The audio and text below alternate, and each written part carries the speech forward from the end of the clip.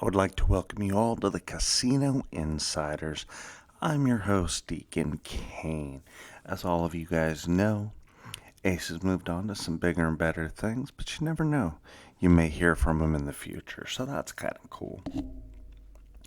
But anyway, let's kind of talk about what we're going to go over today. In Kentucky, they just started sports betting. Gonna talk about that a little bit. Gonna obviously talk about the NFL. Week 3 going into week 4 a little bit. See what we can do. And I may have some fun facts for us. So let's kind of dive into things. We'll do recap of last week. And we'll just make this real quick. So here we go. Last week we were a winner with the Niners, the Browns, the Lions. We tied with the Saints. We were a winner with the Dolphins. We were also a winner with the Chargers. You gotta like that. Chargers not played, but they finally got us a win. Unfortunately, we lost with taking the Jets. We came back and we won with the Bills. Lost with the Jags. Jags, man, they're killing us this year. Killing us. But that's all right. We're going to move on from that and go next to the Ravens, who absolutely choked for us as well. So you got to like that. As much as I hate to say it, the Seahawks gave us a win. The Bears, never going to vote or pick whatever it is for the Bears again. Justin Fields is horrible. He's probably one of the worst quarterbacks in the league, besides Garoppolo. Anyway, that's a different story. We huge, ginormous winner with the Cardinals, as well as the Steelers, the Eagles, and we were big losers with LA. So we were 10-5-1 last week, so that puts us right now at, if my calculations are right, 19-10-3 overall for weeks 2 and 3. Now we're going to be going into week 4. Week 4 has got a couple of really good matchups, and then it's got some real crappy matchups. Let's just be straightforward and honest. All right, so week 4, here we come. We have the Lions at Green Bay Thursday night. Lions are favored by 1.5 points. I am going to go Lions minus 1.5. Next game we have, and if I'm not mistaken, this one's coming to us from London. And you got the Falcons and the Jaguars. The Jaguars, which I have no idea why, but they're favored by -3. I think I am definitely going to take the Falcons in this one. Then we have the Dolphins, who just came off of scoring 70 points against the Broncos, who's a joke, let's just be honest. But they play with one of their rivals and nemesis, the Buffalo Bills. The Buffalo Bills come into this game -2.5 favorites. I think we're going to go ahead and take that because I think the Bills are going to be real tough against this team. This is going to be make or break for Miami. And the reason why I say that is they played a joke of a team. Are they going to step up going into Buffalo and win? I don't know, but I'm taking the Bills. Go Bills. This is the absolute joke of the day for a football game. You've got the Bears versus the Broncos. In my opinion, it's a toss-up, but they're giving Russell Wilson's team -3.5 as a favorite.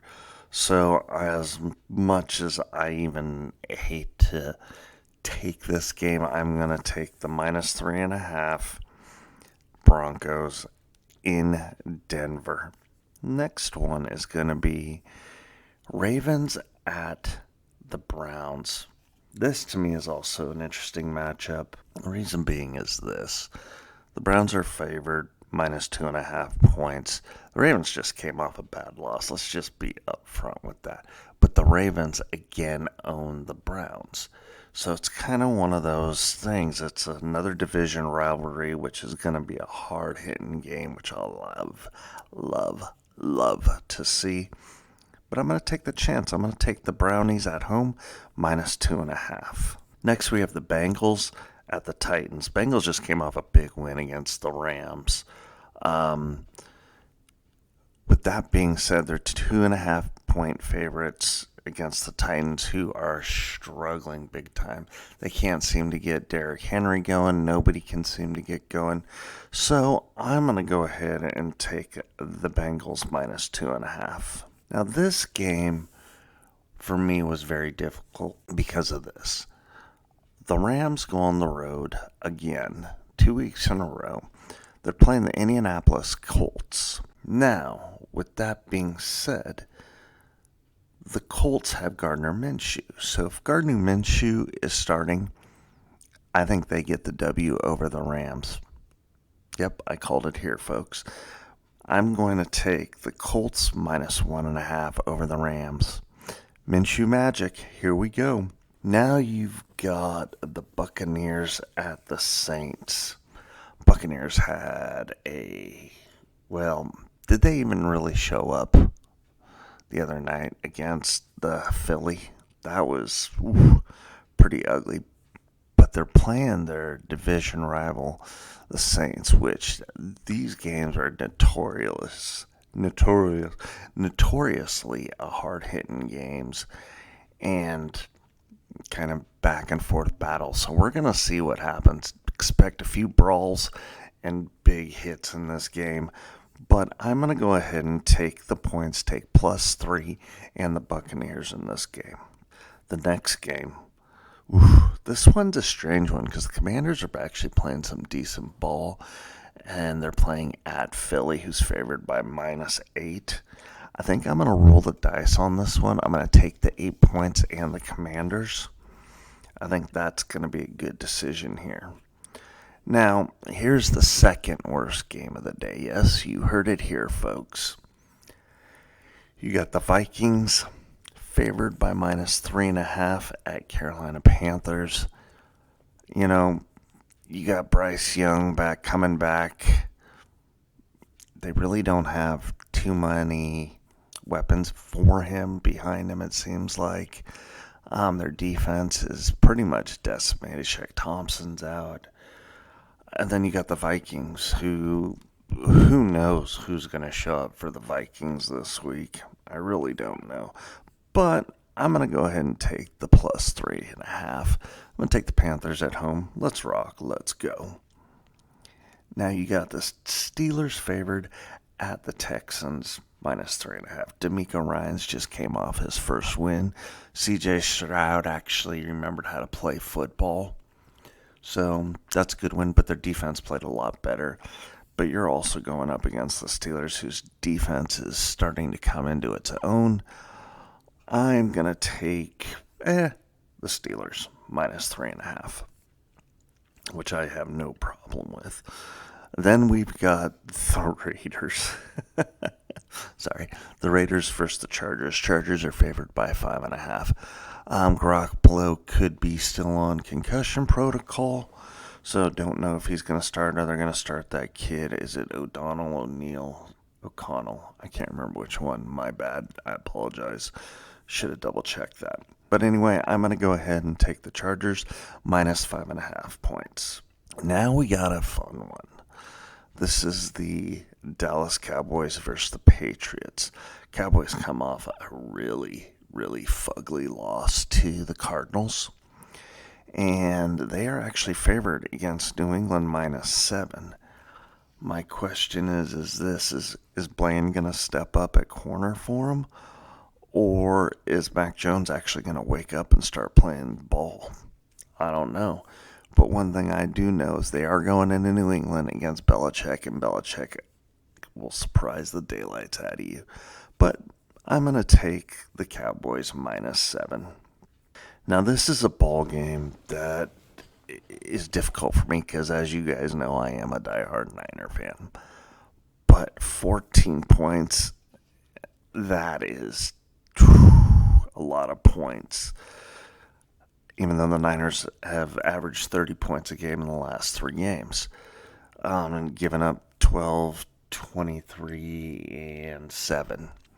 So I'm going to take the chance because the Cardinals came off of that big win against the Dallas Cowboys. And I am going to take the Cardinals minus or plus 14 points. Let's see what happens. This is a divisional game, so that 14 points, you never know. You got KC going into New York. This to me is a no-brainer. I don't care what anybody says. You got to take KC minus the 9.5. Then you've got Seattle at New York, and this one is kind of stumps me because New York is minus 1.5 points. Sorry, Daniel Jones just isn't playing where I think he should be. Their line is horrendous. Seattle, Geno Smith is starting to wake up again, get those old bones moving. He's playing some decent ball. Their running game's strong. Defense is playing fair to Midland. I can't stand Seattle, but I'm going to take them. Plus 1.5 points. Yeah, they're the underdog in this one. And if I'm not mistaken, that's a Monday night game. So here we go. Recap. We are going to take the Lions, the Falcons, the Bills, the Broncos, the Browns, the Bengals, the Colts, who is that? Oh, yes, that is the Buccaneers. We're also going to take the Commanders, the Panthers, the Steelers, the Chargers, and come on, computer. Oh, stand by one, folks. My computer's acting funny. There we go. Love it when it does that. So, again, we're going to take the Chargers, the Cowboys, the Cardinals, the Chiefs, and Seattle. Remember, you can find us on TikTok and Instagram at the Casino Insiders, and you can go to our website at thecasinoinsiders.com. Check out our store, Deuces the Shop, and go get yourself a sweatshirt if you feel like going to Las Vegas and you want to have a little bit of fun, which we know everybody has fun, but you're going to be down on Fremont Street. Get your Drinking Around Fremont Street t-shirt. It's a blast. Oh my God, it's too much fun. But remember, as we always like to say, drink responsibly, please, folks. Which I probably won't either, so don't worry about it. But here we go. I kind of wanted to get into some of the stuff that's going on in Kentucky. So Kentucky just started sports gambling, sportsbook. Apparently, in 2 weeks of it being open, there have been 4.5 million in bets placed in the first 2 weeks. So yeah, being a little redundant there. Sorry about that. So 4.5 million. Now, they're expecting the tax revenue from the gambling to be upwards of $1 billion a year, which Kentucky definitely needs that, in my opinion, but that's just my opinion. Now, apparently on Thursday, I'm not sure, reading the article here, there's really no date. If it's this Thursday that just passed or the coming up Thursday, they're going to be doing some online betting and allowing that to happen. Kind of interesting. I also wanted to look up one other thing. Give me a minute. Sorry about that, guys. As you guys know, I try and keep my notes and do my notes and all that kind of good stuff, just so I know where I am and what I got going on. So give me a moment here. Oh, so a little update in regards to Caesars and MGM properties that are still under the hostage takeover. What's also going on there is that there are a bunch of lawyers that are getting involved. I know those good old blood-sucking lawyers coming out. But what they're doing is they are putting together class action lawsuits against both Caesars and MGM due to the fact that a lot of people's information is out there now. Um, wherever it got stolen, who knows exactly how many people have been affected by this. This is going to be a lot bigger than what it already is. Yeah, kind of scary, kind of interesting. What also is pretty cool is, in my opinion, there's going to be a strike right before the F1 hits. And it is all the culinary folks, all of the bartenders, all the waitresses and waiters and servers and barbacks and all that. It's looking more and more and more like they're going to. Now remember, F1's just a month and change away. So it's amazing how many things are going on right before this. And not only that, Vegas is straight up torn up right now because of the F1 race. Apparently, a gentleman lost his life working unsafe, trying to get the stands ready. It's kind of sad that Vegas has done this. Yeah, F1's going to be cool in Las Vegas, but at what cost? You know? And here we go. Here's a few better numbers in regards to how many hospitality workers in Las Vegas may be striking. You're looking at 60,000 people. 60,000, folks. That is quite a bit. This is unprecedented. I mean, this could possibly shut down Vegas if this happens. Hey, good for them. Do it. Do it, do it, do it. If Vegas can charge $50 for a freaking margarita, guess what? They deserve a raise. I have to agree with them. I back them 100%. Let's go, folks. Let's do it. I'm going to take a little break here because I've been doing a lot of talking. I need to get a little more water in me, and I'll be back, folks. All right, folks, we are back. And let me tell you, we got some fun facts for you. These are basically all about Las Vegas.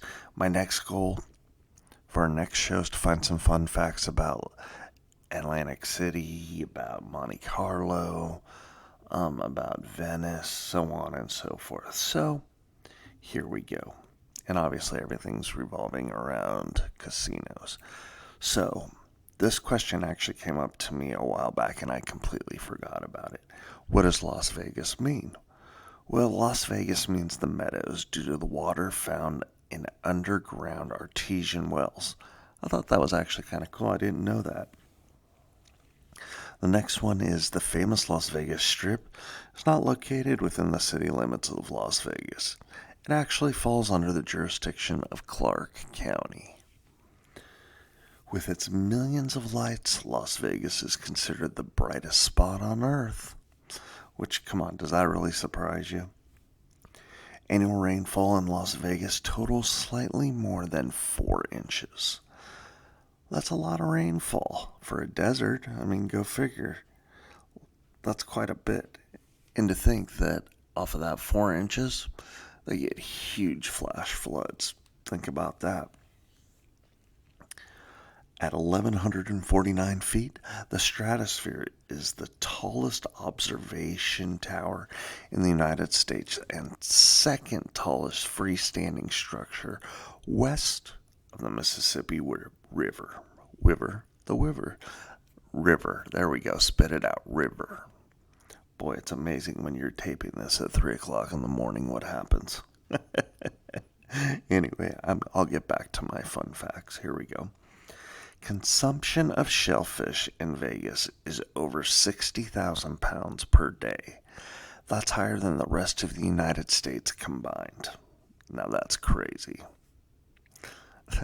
All I think of is a lot of EpiPens when I hear shellfish. I don't know. Go figure. The Las Vegas metropolitan area is the most densely populated in the state of Nevada, with a population of more than 1.6 million. You like weddings? Well, in Vegas, they've got a bunch. Nearly 300 weddings happen every day. There are over 15,000 miles, yes, folks, 15,000 miles of neon tubing within the city. I don't know, I want to say bring back the 80s. No, just kidding, just kidding. More than 1,200 fountains are involved in the famous Bellagio Fountain Show. Standing tall at 550 feet and measuring 520 feet in diameter, the High Roller holds the record for being the tallest observation wheel on the planet. Now, this one kind of amazed me. Back in 1941, the population of Las Vegas was right around 10,000 people. In 82 years, it has, God, I can't even say quintupled, zippled, whatever, let's say about 10,000%. That's actually kind of cool how what has been done and how it's been changed from basically being a farming slash desert town to being a metropolis for gambling. I don't know. I find that kind of cool, kind of funny. I would definitely like to say thank you to everybody for checking out the Casino Insiders. I hope that you guys are having as much fun with the NFL picks as I am. I'm kind of having a blast, and I hope you're enjoying the new format with just myself. I'm going to be coming up with a little bit better content coming up. I have been doing some research. Just trying to stick around the 20-25 minute mark for you guys so you guys don't get too bored of me and my voice. Which, just ask my wife. She'll tell you she gets real bored of me and my voice all the time. But that's a different story. Alrighty, folks. A few things to end on today, tonight, or tomorrow, whenever you guys are checking this out. I would definitely love for you guys to check out my book, Mastering Blackjack, a comprehensive guide to becoming a skilled player. It's a great little book, kind of threw it together to help some folks out there, beginners, intermediates, and, well, that's probably about it on this one. Might get a little bit more extensive in regards to that. A little further down the road, look for my back route book, which should be coming out in about a month or so. I'm just finishing up a few little details in regards to that. What else do we have? Oh, yes. Gotta go to Deuce's the shop. You gotta go and get your Drinking Around Fremont Street, as well as your hoodie. We got some pretty sick hoodies, numerous colors. We also got big boy sizes, 5.5. So it's now 5.5, 5 times, 5XXXXXLs, and all that kind of good stuff. So for me here at the Casino Insiders, deuces. Good night.